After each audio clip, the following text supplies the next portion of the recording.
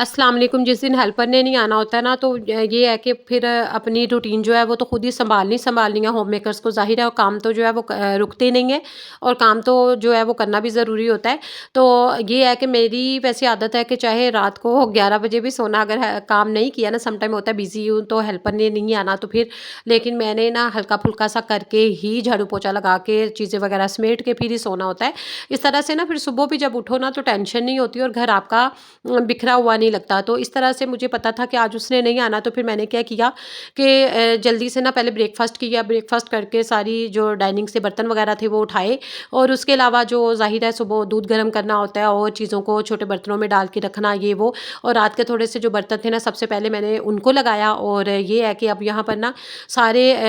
Kitchen का top counter जो है वो पहले साफ़ कर लिया। और जब भी आपकी भी हेल्पर ना आए, तो अगर हम सबसे पहले ना, बाज़ लोग होते हैं कि रूम से स्टार्ट करते हैं, बाज़ बहनें जो होती हैं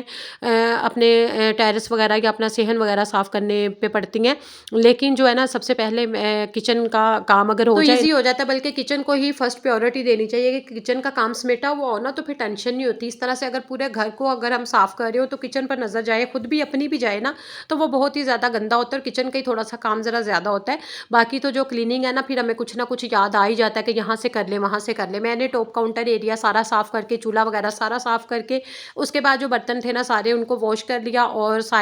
बर्तनों को पीछे करके बास्केट को तो साथ ना वाइपर के साथ वाइप कर लिया, ताकि क्योंकि आजकल तो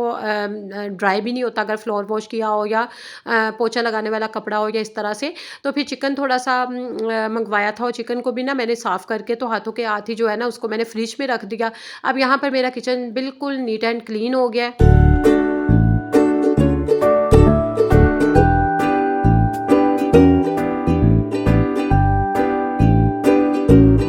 झाड़ू जो था वो मैंने पहले लगा लिया था, और चीज़ें तो रात को सोने से पहले भी समेटी हुई होती हैं सारी, ताकि काम जो है ना फिर सुबह इतना ज़्यादा नहीं होता। और उसके बाद ना मैंने यहाँ पर पोछा लगाना शुरू कर दिया, और सीढ़ियों वाला एरिया, टेरेस को वॉश कर लिया, पौधों को पानी दे लिया प्रॉपर। और यहाँ पर जो है टीवी लाउंज एरिया ज़्यादा यूज़ होता है, तो यहाँ पर 2 दफ़ा पोछा लगाऊंगी, सर्फ डाल के थोड़ी सी, और थोड़ा सा डिटॉल डाल के, और नीम गर्म पानी के साथ। बल्कि आजकल जैसे कि पानी ठंडा होता है, तो अगर दाग धब्बे दूर नहीं ना हो रहे होते, फर्श साफ़ नहीं हो रहा था, तो गर्म पानी लेकर आप, अगर तो गीज़र से चल रहा है तो ठीक है, नहीं तो आप बॉयल कर ले। गर्म पानी लेकर तो यकीन करें उसमें थोड़ा सा आप मीठा सोडा, और थोड़ा सा इसी तरफ से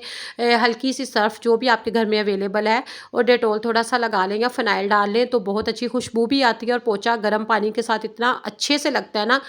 कि फ्लोर के जो दाग धब्बे हैं ना वो साफ़ हो जाते हैं। जाहिर है कि आजकल सर्दी है, और विंटर में हम डेली डेली तो अपने फ्लोर्स को वॉश नहीं कर सकते, बजाय इसके कि समर में तो आए दिन ही वॉश होते हैं और जल्दी से ड्राई भी हो जाते हैं। आजकल तो पोछा भी अगर लगाया जाता है ना, वो भी ज़रा अच्छी तरह से निचोड़ के और खुश्क सा लगाया जाता है, ताकि दाग भी साफ़ हो जाए, और जो सूख भी जाए जल्दी जाए। कुछ बहनें जो होती हैं वो जिस दिन हेल्पर नहीं आई तो उस दिन साफ़ नहीं करती, सफाई नहीं करती, और मुझे वाकई सुनने में भी आता है। और मेरी पहली भी हेल्पर आती थी ना, तो वो कहती थी, अगर मैं 1-2 घर थे जिनके घर अगर जब मैं ना जाती थी, 2-2 3-3 दिन भी ना जाती थी, जैसे अगर फ्राइडे सैटरडे की मैंने छुट्टी की, आगे संडे आ गया और मंडे को भी जाना है, तो यकीन करें कि ऐसे लगता है कि उन्होंने काम ही नहीं किया होता, वही के वही, और ज़्यादा बल्कि गंदगी समेटनी पड़ती है। और बेहतर है कि बल्कि साथ ही साथ कर लें। हाँ, अगर आपके 3-4 रूम्स हैं, 3-4 रूम्स को अगर विंटर चल रहा है या गर्मी है, अगर आपने गर्मियों में तो वैसे इतना कोई काम नहीं होता, काम करने का मसला नहीं होता। और अगर आपने विंटर है तो आपको सर्दी लग रही है या तबीयत ठीक नहीं है, तो आप सारे काम ना प्रॉपर A to Z करें। लेकिन देखें, बाथरूम तो डेली जो है ना 2 टाइम धोए बिना गुजारा ही नहीं है। अगर तो एक वॉशरूम आपका सुबह वॉश हुआ है, वो वॉश शाम तक नहीं होता। सम टाइम होता है कि बच्चे वही गंदे पाँव लगा के, लेकिन रात को मैं सोने से पहले ना